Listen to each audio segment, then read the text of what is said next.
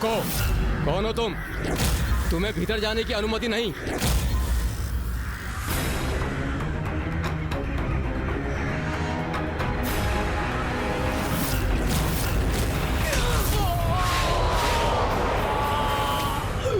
वैसे भी इनका रोकना मुझे अनुचित था, क्योंकि यहाँ तो मेरा भी अधिकार है। अधिकार? कैसा अधिकार? कौन हो तुम दुष्ट बालक? और ऐसा दुस्साहस कैसे किया तुमने?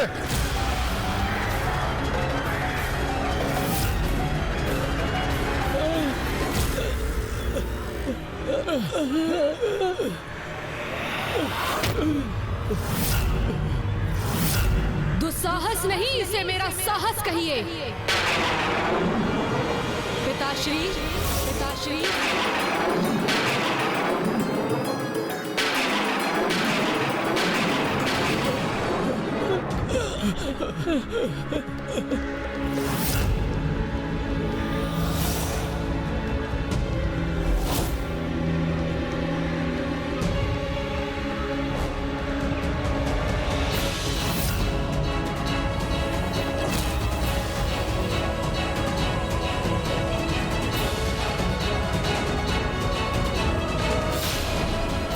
मैं छाया पुत्र शनि अपनी माता का अधिकार और उनका श्रेय उन्हें दिलाने आया हूं।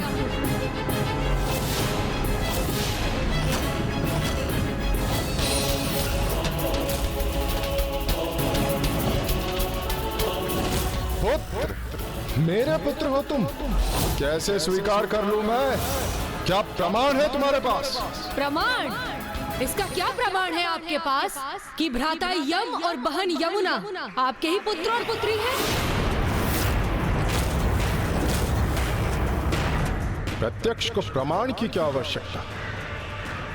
उसके लिए तो मेरी पत्नी संज्ञा के शब्द ही पर्याप्त हैं। उसी प्रकार मेरी माता के शब्द मेरे प्रमाण हैं। मेरी माता ने कहा कि आप भी मेरे पिता हैं। यदि माता संज्ञा के शब्द आपके लिए पर्याप्त हो सकते हैं, तो मेरी माता के क्यों नहीं? मैं आपसे मेरी माता का वही स्थान, वही अधिकार, श्रेय मांग रहा हूँ जो आप माता संज्ञा को देते हैं। किस महत्व, श्रेय और अधिकार की बात कर रहे हो तुम? भ्राता यम के जिन सुसंस्कारों का आप गुणगान गा रहे थे, वो माता संज्ञा से अधिक मेरी माँ देवी छाया से आपके पुत्रों को प्राप्त हुए हैं। इसीलिए मेरी माता को भी मिलना चाहिए एक श्रेष्ठ ममतामयी माँ होने का अधिकार। भ्राता यम को सुसंस्कार प्रदान कर यमराज के पद तक पहुँचाने का श्रेय। जब आपके संतानों को माँ की ममता की सर्वाधिक आवश्यकता थी और उनकी अपनी माँ उस समय अनुपस्थित थी, तो मेरी माँ अपने पुत्र भ्राता मनु से भी अधिक आपकी संतानों का ध्यान रखने का श्रेय,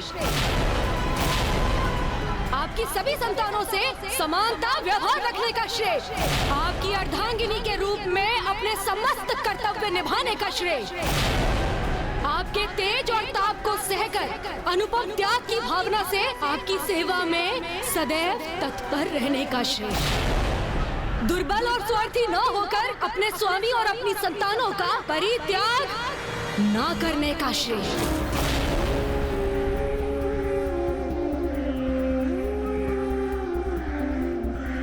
इसीलिए वास्तव में जिन्होंने कर्तांगिनी और माँ का कर्तव्य निभाया, उनका उचित अधिकार, उनका स्थान आपके गृह में प्रदान करवाने आया हूँ मैं। आपकी अर्धांगिनी के रूप में उन्हें स्वीकार करवाने आया हूँ मैं।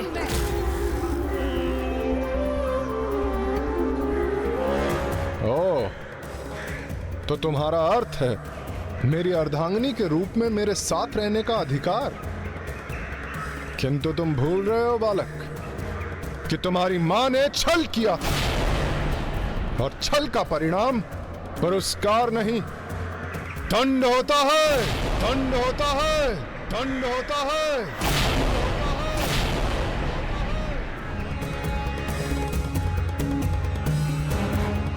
तुम्हें तो मेरा आभार व्यक्त करना चाहिए बालक कि इस प्रतिरूप को, इस असत्य, इस छल को मैंने दयावश दंडित नहीं किया। वो तो मेरे मन में संदेह उत्पन्न हुआ कि जब मेरे तेज के समक्ष कुछ भी नहीं ठहर सकता, फिर भला देवी संज्ञा मेरे समक्ष कैसे खड़ी रह सकती है? क्योंकि पूर्व में उनकी इस कठिनाई से मैं भली भांति अवगत था और यही मेरे संदेह का आधार बना।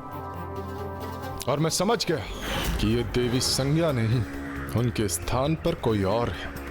अन्यथा ज्ञात नहीं कि ये छल मेरे साथ कब तक चलता रहता है। अनुचित है आपका ये आरोप। अनुचित? मेरे साथ छल कर मेरी अर्धांगिनी का स्थान प्राप्त करना क्या अनुचित नहीं था? मैं अपनी अर्धांगिनी देवी संज्ञा से अतुलित प्रेम करता हूं, क्या यह अनुचित है? और देवी छाया, जिनका अस्तित्व ही मेरे लिए एक भ्रम के समान था, मेरे द्वारा उनका परित्याग कहां अनुचित? छल मेरी मां ने नहीं किया था, उनसे वचन लिया गया था। उन्हें आदेश देकर विवश किया गया था। विवश किया? क्या मेरी छाया पे मेरा इतना भी अधिकार नहीं कि मैं उसे आदेश दे सकूं? स्वामी का तेज सह पाना मेरे लिए असहनीय था, इसलिए जो दायित्व निभाने में मैं असमर्थ थी वो मैंने अपनी छाया को सौंप दिए। तब के लिए प्रस्थान करते समय मैंने अपने परिवार की देखरेख के लिए अपनी छाया को यहाँ छोड़ दिया। क्या अनुचित किया मैंने? जिस प्रकार मेरे हाथ, पैर और शरीर के अन्य अंगों पर मेरा अधिकार है, उसी प्रकार मैंने अपनी छाया पे अपना अधिकार समझा। क्या अनुचित किया मैंने?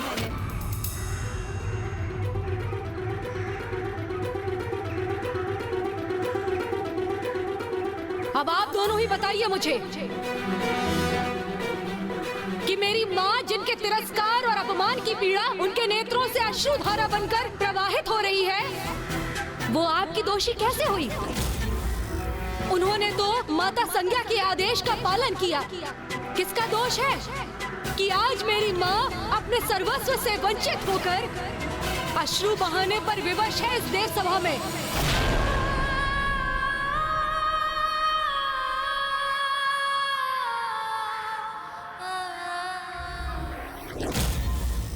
ये कैसी विचित्र परिस्थिति थी जहाँ सभी अपने अपने स्थान पर उचित प्रतीत हो रहे थे।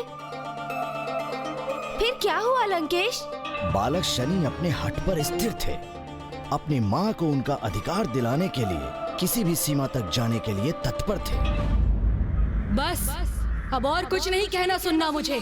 मेरी माँ ने जो सुकर्म किए आपके लिए और आपकी संतानों के लिए, उन्हीं सुकर्मों के अनुसार मेरी माँ का आपके गृह में, आपके जीवन में वही अधिकार है जो माता संज्ञा का है। आपकी अर्धांगिनी और आपकी संतानों की माँ होने का अधिकार।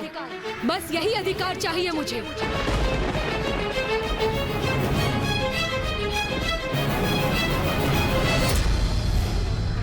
बालक हो, नासमझ हो, इसीलिए ऐसी अनुचित मांग रख रहे हो। किंतु मैं विवश हूं। जब देवी छाया का मेरे हृदय में कोई स्थान ही नहीं है, तो अपने गृह, अपने परिवार में कैसे इन्हें कोई स्थान दे दूं? और जिस प्रकार तुम व्यवहार कर रहे हो, एक उद्दंड, एक पथभ्रष्ट बालक के समान, तो तुम्हें तो अपने पुत्र का अधिकार देने का कोई प्रश्न ही नहीं उठता।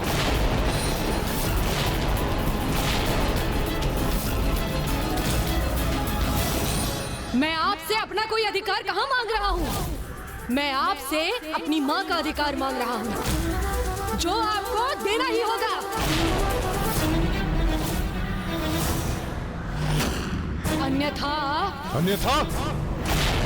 अन्यथा क्या करोगे तुम?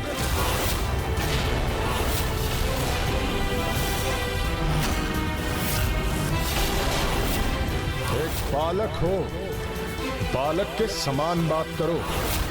मुझे चेतावनी देने का दुस्साहस कर रहे हो? मेरे तेज का, मेरे ताप का अनुमान भी है तुम्हें? यदि अनुमान होता भी तो आपसे भयभीत नहीं होता।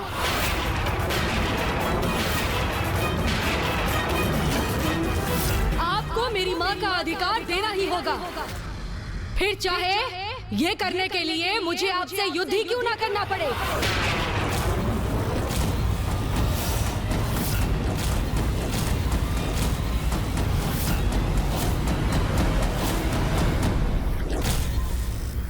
यदि एक बार मैं ये स्वीकार भी कर लूं कि आप मेरी अर्धांगिनी हैं और ये मेरा पुत्र है, तो आप ही बताइए कि एक पुत्र का अपने पिता से ऐसा उद्दंड व्यवहार करना क्या उचित है? क्या यही संस्कार दिए हैं आपने इसे? अपने आप को मेरा पुत्र भी कहता है और मुझसे युद्ध करने के लिए मुझे चुनौती भी दे रहा है। अपने पिता को चुनौती देकर अपने अधिकारों की मांग करना क्या उचित है? शनि, मेरे पुत्र, अब हमें यहाँ एक क्षण भी नहीं रुकना चाहिए। मुझे यहाँ किसी से कोई अधिकार नहीं चाहिए। ऐसा मत कहिए माँ, इन्हें आपको आपका अधिकार देना ही होगा। अपनी माँ की आज्ञा का पालन करना भी नहीं सीखा तुमने, उद्दंड बालक। उनकी आज्ञा सुनो और चले जाओ यहाँ से। मैं अपनी माँ को उनका शनि, जो अधिकार हमें बिना मांगे प्राप्त होना चाहिए, उसे छीन कर लेने का क्या अर्थ? किंतु माता। चलो पुत्र, हम यहाँ एक क्षण नहीं रुकेंगे और ना ही किसी से कुछ मांगेंगे। चलो।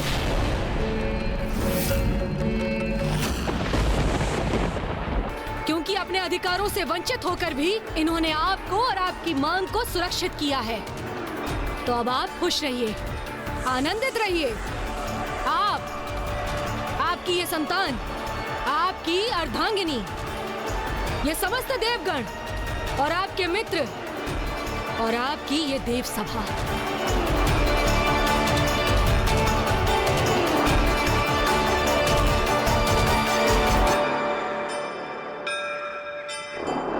इतना छोटा है ये बालक, किंतु है बड़ा ही उद्दंड।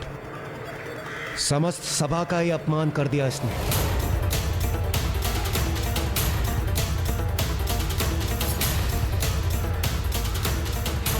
मैं आपसे अपनी माँ का अधिकार मांग रहा हूँ, जो आपको देना ही होगा, अन्यथा। रुको।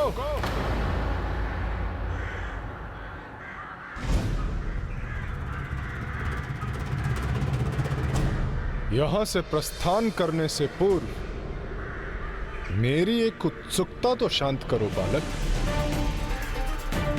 किस विश्वास पर तुम मुझे चुनौती दे रहे थे?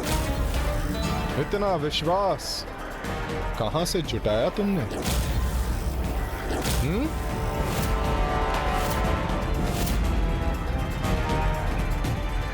यदि तुम्हारी मां ने तुम्हें नहीं रोका होता तो क्या करने में सक्षम थे तुम?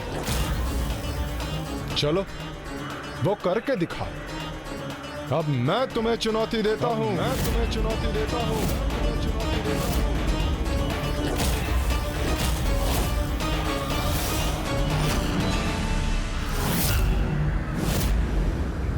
तुम्हें तुम्हारी मां की सौगंध।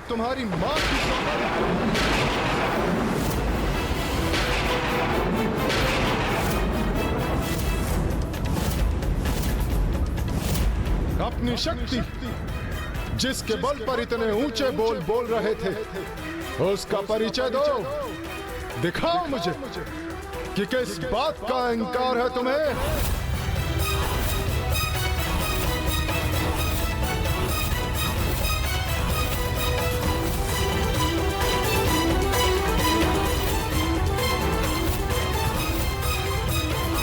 इन्होंने मुझे आपकी सौगंध से बांध दिया है माता, इसीलिए अब आप मुझे मत रोकिए।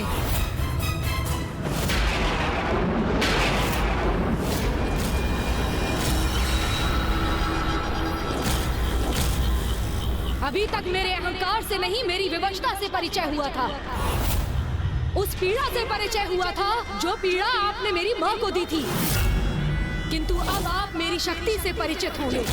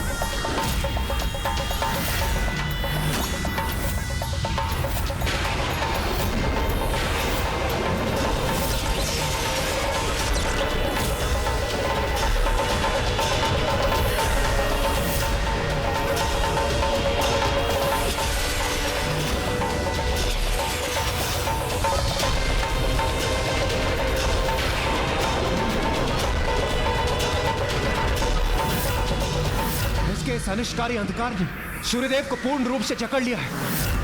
हमें इसे रोकना ही होगा, अन्यथा सूर्यदेव के लुप्त होने से बहुत बड़ा अनर्थ हो जाएगा। समस्त सृष्टि का विनाश हो जाएगा।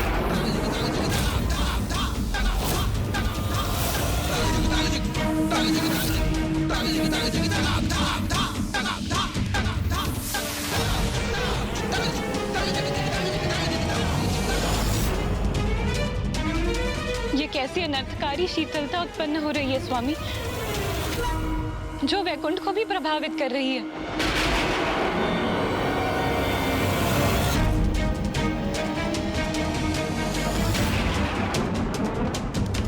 ये कैसा अनिष्ट हो रहा है प्रभु?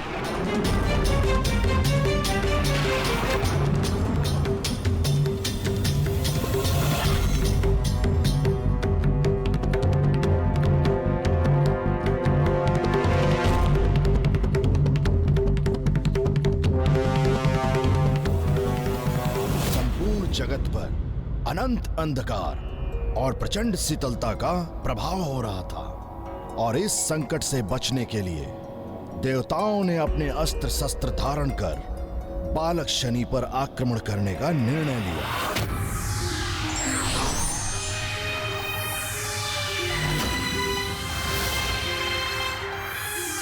अब सभी अत्यंत शक्तिशाली देवता बालक शनि पर अपने प्रचंड अस्त्रों का लक्ष्य साधे उन्हें घेरे खड़े थे, किंतु शनि तनिक भी भयभीत नहीं हुए और ना ही उन्होंने सूर्यदेव पर अपने प्रभाव को रोका।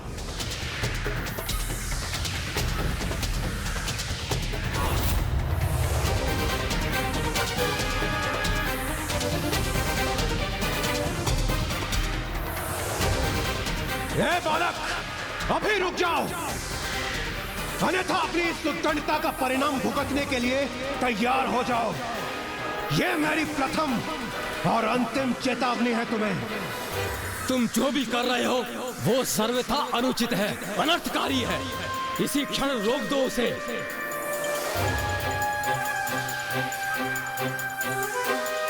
हे प्रभु, ये कैसी विकट परिस्थिति उत्पन्न हो गई है यहाँ।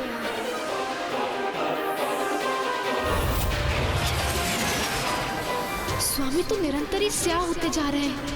ये कैसा अनिष्ट है। प्रतीत होता है इस बालक पर हमारी चेतावनी का कोई प्रभाव नहीं पड़ रहा। देवगण, अब हमें इसे रोकना ही होगा।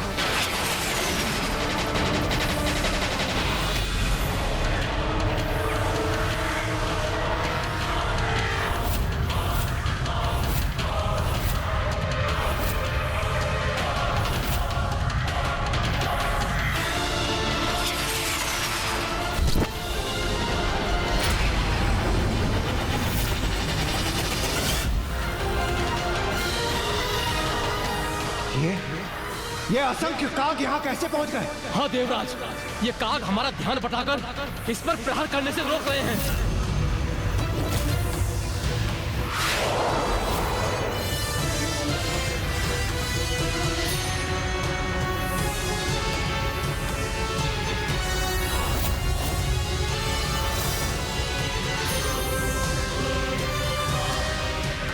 भले ही हम इन काग को क्षति न पहुंचाए, किंतु अपनी शक्ति का इस्तेमाल करके हम इन्हें कहीं दूर भेज सकते हैं।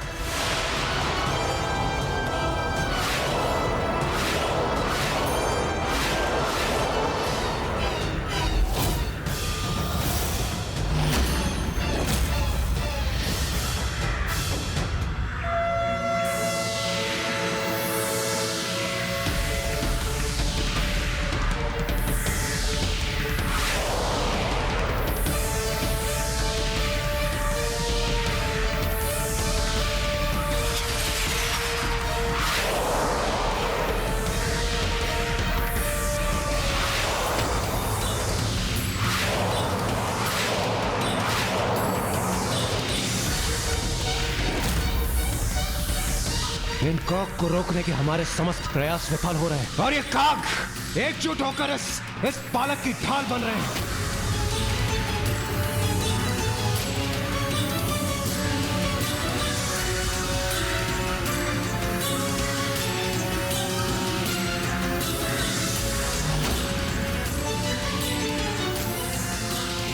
जरा कुछ कीजिए देवगण, स्वामी को अंधकार में लुप्त होने से रोकिए।